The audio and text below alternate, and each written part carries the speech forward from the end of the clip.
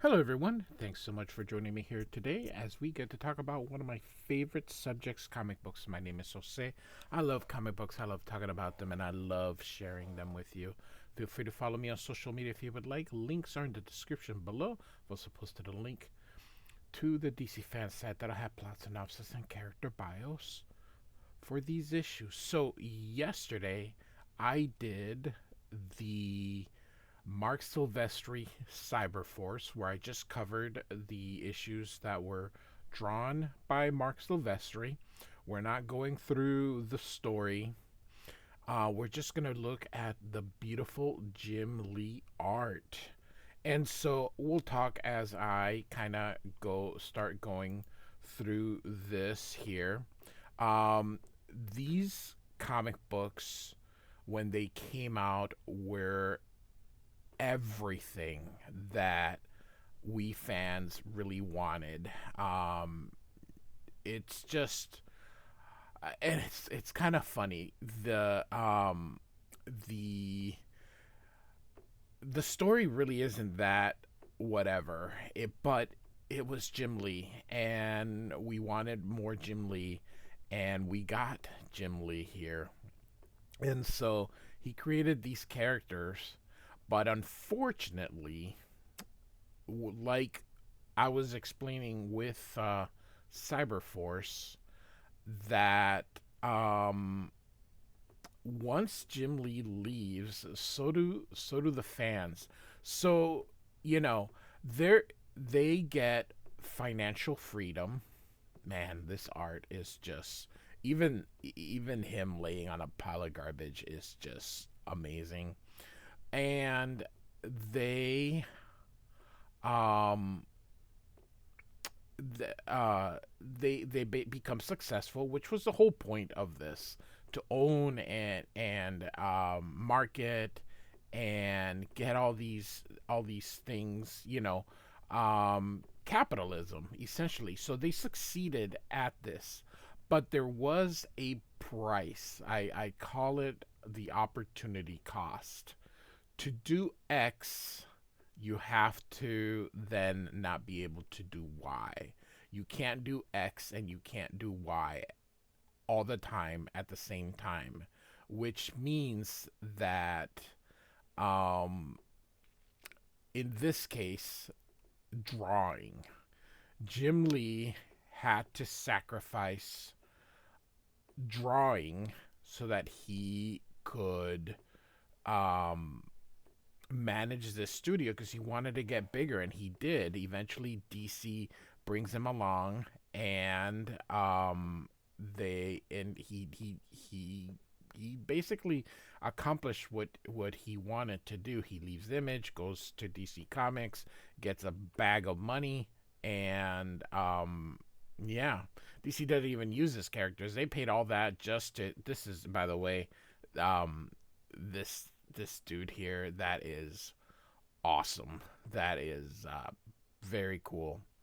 And anyway, um, and we've had less Jim Lee. So to get Jim Lee right now, so he's doing Batman again, doing the Hush 2 as of this recording, and it's been extremely delay. So this image, sorry, it's sideways, but it's scanned. So this is a double page spread that is sideways. So that's why it's like this. So um anyway,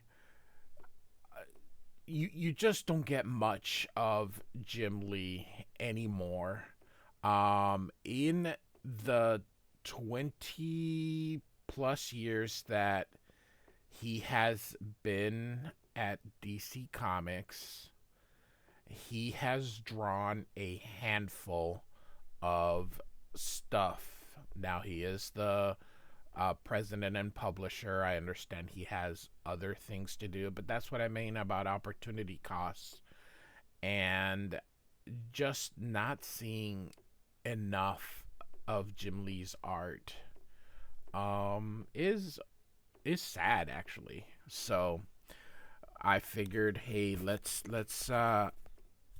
just celebrate because this was at the peak of his prowess, and he only did about 12 of these issues. So where we'll that man, this is so cool. And so we're gonna celebrate that. I have covered the man, this is another one of those double page spreads that is sideways. So that is, of course, a zealot. That's how you do an introduction. So, all right. And so, um, I haven't read these issues in forever. I look at them all of the time. I actually do look at this because Jim Lee is such a inspiration. So this is an alien species, and this is for those of you who don't know, this is Dan Quayle, who at that time was vice president of the U.S., and he is the leader of this alien race. So I actually have my original copy that I bought of these issues when they first came out, and I also have the new sorry I the new ones that were re-released, and I just it's unbelievable how good Jim Lee really is when he is penciling. This dude, by the way, he does a ton of covers. So when I say drawing, he draws all the time. There are covers galore since he's been in DC, but getting him to draw the insides of a comic book, that's where it's sort of been lacking. And I am covering the Uncanny X-Men, well, the X books. Oh, I went through that one too quick. So there we go. So I'm covering the X books. So I have not gotten to the Jim Lee era yet. Jim Lee just explodes into the scene. But as I mentioned, I have covered his Fantastic Four run. He did like 6 issues of Fantastic Four during the Heroes Reborn era. And so I've covered that. And then I covered the what is it called? The character was Max Faraday, Divine Right, I believe it's called, and he did 12 issues of that prior to his company being sold to DC. So I have covered that.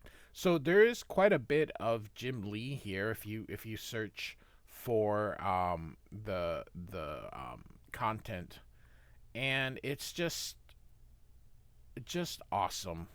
It's just awesome stuff. I think Jim Lee is probably um God, and I love Todd McFarlane, but Todd McFarlane has even less than Jim Lee has. This dude really went in because he also has the toy company. So Todd, unfortunately, has even less than Jim Lee has done. You know, it's one of those things. Both these guys took the American dream and really succeeded at it. But as I mentioned, there is a price. So, and so here's Dan Quayle again, part of the Damonites or something like that. So, man, um, a thing that sort of hurt these books is that they weren't on the stand. There was a lot of delays all the time. So, and then here are um, Wildcats, and that is cool. Like I said, this was all so excellent, and so all right. The only image guy I believe that really continued to do his own thing was Eric Larson, and Eric um, is okay. Um, he's all right, but he wasn't. I never bought Savage Dragon. Never read it, and they said it was the best one, but I just didn't care about you know the dragon. I wanted my Jim Lee. This is just a very good double page spread. I wanted my Jim Lee. I wanted my Todd McFarlane. I wanted my Mark Silvestri. Didn't really care about Rob Liefeld. Rob Liefeld was just in the right place at the right time in Marvel. Um, and his art actually, his early art wasn't terrible. Rob Liefeld uh, just has become a uh, we're here to talk about Jim Lee, but this is gonna be there's still about 10 more issues to go, so I got time. Rob Liefeld is lazy, and it's kind of funny because he's got his podcast, which I think is great. I think he's got a very good podcast, and he always talks about how these comics used to grab him when he was a kid, but what he produces isn't, he's lazy, he doesn't do backgrounds, and it's not that Jim Lee is here overly putting in the backgrounds, but he doesn't have to put backgrounds in every single panel because you kind of get the sense of where you are because he puts them in certain panels here. But you can see the dude still manages to put backgrounds where it's needed. And so you get a sense of where things are. And Rob Liefeld doesn't do that. So anyway, Jim Lee, I think, was, it's kind of funny. Mark Silvestri, Jim Lee, and Todd McFarlane are 1A, 1B, and 1C. They were everything to a kid like me when I was growing up. So during this era that Image Comics came out, I was in high school. I was a junior in high school. I was eating this stuff up. And I didn't care, to me, that I didn't know who these characters were. I just wanted the art. And this was a great I don't know. I didn't care. This was a great series for the art, and that is ultimately what these books to me are about is the art, and I just love Jim Lee, and I follow his I follow all him in all social medias that because this dude still will do uh drawing lessons and drawing uh he'll draw for the camera for an hour, and it's not that he does this every day, I mean, or even every week, but it's just great to see him. He's still very personable, and he's still, like I mentioned, he still draws. So I will, like Todd McFarlane says, it doesn't matter who the writer is or what the story is, if it's drawn beautifully, you'll buy it. And that's, Hush 2, which I mentioned is extremely late. As of the recording of this issue, only 4 issues have come out, I believe. Um, and it's extremely late. So it got pushed now. It's gonna be almost um 6 months between the issues. I mean, Matt Fraction already started. Matt Fraction is, I believe, as of this recording, in issue number 5 of the new Batman series, and we're still waiting on Hush because it's just, oh my goodness gracious. For whatever reason, I know the dude is busy. Here's what I mean about backgrounds. Look at that first panel. You just get the sense. Look at a Rob Liefeld book now. And the dude's just lazy, and if you like him, that's great. Artist subjective, but I don't care. I do not care at all about Rob Liefeld. Um, and so I don't look at it. So Robert Norton has a great channel out there. All he does is crap on Rob Liefeld every chance he gets. Man, this is a beautiful. Just like I said, this is the Wildcats have never looked better. This is just a great.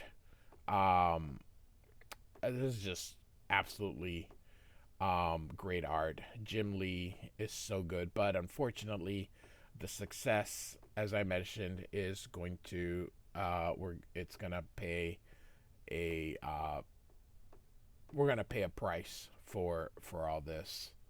Um, so there also was a thing that developed over this time. If you look at Jim Lee's, I believe this is with Cyberforce crossover. I already covered Cyberforce yesterday, and I only covered the Mark Silvestri parts. I think this is a triple page spread. Oh no, quadruple page spread. So that is cool. Oh my gosh. 2 pages here, 2 pages here. This is amazing. We're gonna look at it again. Um, Jim Lee becomes even more of a hatcher. Oh, here they all are. Oh my god. That is amazing. Jim Lee becomes even more of a hatcher during this era. And I think he only does that with Scott Williams, because when you look at him when he does his own inking on either covers or, sketches, Jim Lee is hatches, but not to this degree. And I don't know if it's because this allows Scott Williams to be quicker, but the hatching goes into overdrive with Jim Lee nowadays, and the when he's being inked by others. Whereas when he's inking himself, he's more of an ink slinger, where he just uh, throws ink everywhere, and that is a big difference between Jim Lee working on himself and somebody else working on Jim Lee. So this I would love a Jim Lee book that is completely inked by him. So these are those creatures that I mentioned about, that those aliens. So man, that's his Wolverine. Like, I forgot. So I think this guy is called Maul. I know she's Zealot, and I really I don't know what his name is, but um as I mentioned, I get these books for the art. So that's kind of what we're doing here, is just be looking at the beautiful, beautiful, beautiful art of Jim Lee. I should cover his Death Blow miniseries. He only drew about half of it. Tim Sale did about the other half, but it is awesome. So here we have another one. So another look at this. So I'm sure we'll get that. Oh my gosh, another 4 pages. This dude is just. I mean, how can, as a fan of comic books, that's 4 pages, as I mentioned before, 4 pages. How can, as a fan of comic books, you see this and say, man. So this is why these image series became so successful under these guys. And so here we get to the crossover with Cyberforce here. And we got the two Wolverine characters going at each other on this cover. Absolutely awesome. So, all right. As I mentioned, I have Cyberforce by Mark Silvestri out there. And you can I doing the same thing I'm doing now. I'm not really covering the story. I'm just letting you look at Jim Lee's amazing art. Someday I will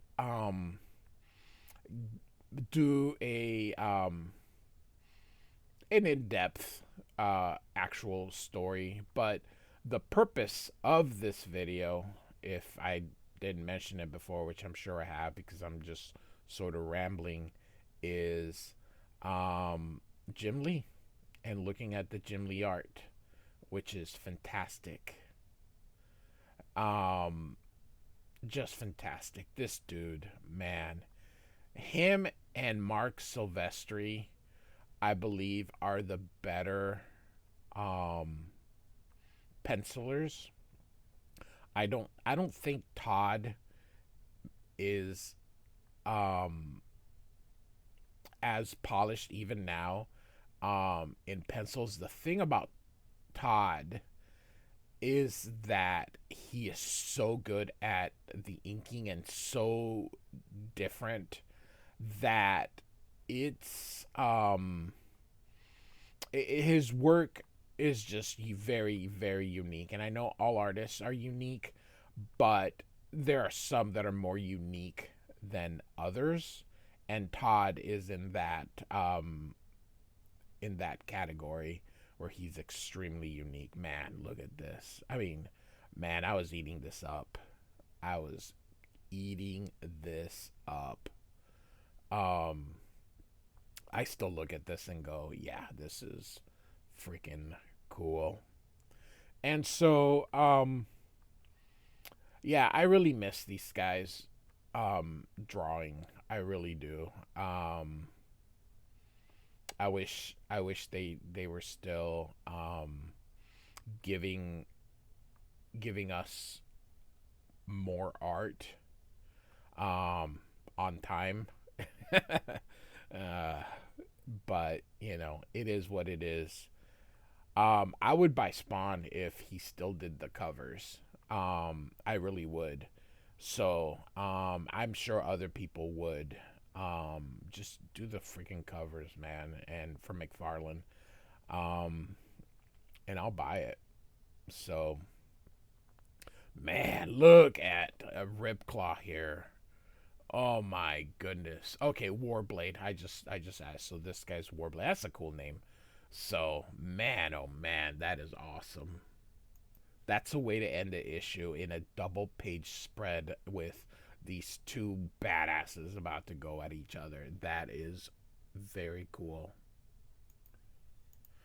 And so we're about, I don't know, a little under halfway, because I think he skips one issue because I think Eric Larson does it.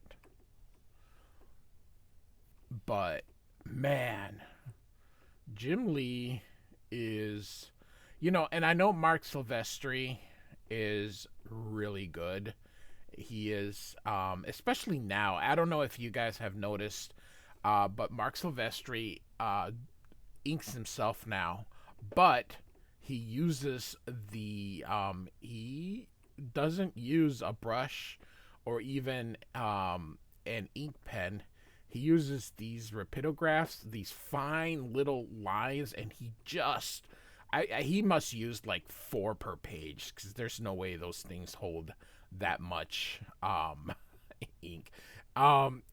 It is. I think I did. I no. I don't think I did. I did his Batman Joker miniseries that he did for DC last year, and boy is that book gorgeous, just absolutely gorgeous. They need to release that into like an artist edition because that book is just gorgeous. And he it has to take him forever because he's just using these little pens, creating these fine lines just over and hatching and hatching and hatching and hatching. It is so beautiful, but that has to take a while to do all that hatching, versus filling something in with blacks. That doesn't take as much time because you can just use a brush and get that whole thing done. So anyway, um, these books are so cool. Um, but these guys, man, I tell you, I was all in on Image. Um, these dudes were so cool. These three. Um, I sometimes forget what was it? Shadowhawk, Jim Valentino, whatever. Savage Dragon, whatever. Oh my gosh, this is the last page. Look at this freaking thing. Oh my god, this is worth a second look. Oh my goodness. Freaking gracious. What? Oh, wow. Wow, wow, wow. So I'm actually going to end it here. I know that he's got um he goes to issue 13. And so we'll do another video finishing up the Wildcats. This is just such an awesome image. Finishing up the Wildcats in a second video, because God, Jim Lee is so good, and I think sometimes we forget how good he freaking is because man, look at this freaking image. Anyway, um, hope you liked it. Again, we didn't do any story, just looking at this beautiful art. And so we'll just end it here. Like and subscribe. I do thank you so much for listening. Goodbye.